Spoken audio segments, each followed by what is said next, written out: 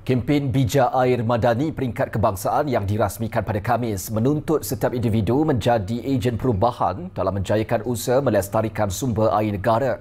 Kempen ini diharap dapat memupuk kesedaran dalam mencetuskan anjakan budaya dalam kalangan semua lapisan rakyat. Demikian seru Timbalan Perdana Menteri yang juga Menteri Peralihan Tenaga dan Transformasi Air, Datuk Seri Fadhillah Yusof. Kempen Bijak Air Madani yang kita lancarkan hari ini berdiri seiring dengan pelbagai inisiatif serantau dan global yang turut mengangkat agenda pemeliharaan air dan keterjaminan sumber air. Dari kempen Every Drop Counts di Singapura ke program Water for Life di Eropah dan gerakan UN Water Action Decade di peringkat antarabangsa, dunia sedang bersatu untuk menangani krisis air global.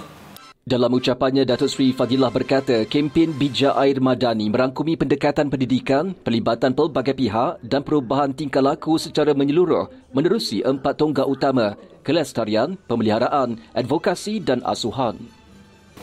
Malaysia meskipun diberkati dengan kadar hujan yang tinggi, turut terkesan dengan perubahan iklim.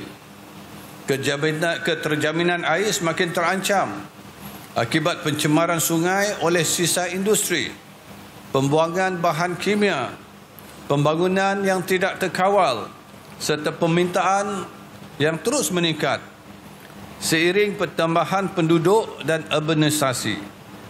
Kesan perubahan iklim pula menjadi keadaan yang lebih kompleks. Justru Petra giat memperkukuhkan penguatkuasaan terhadap pencemaran sumber air dengan meminda Akta Industri Perkhidmatan Air 2006 atau Akta 655 memperluas sistem pemantauan di setiap lokasi serta memperkenalkan pelbagai inisiatif pendidikan dan kempen kesedaran.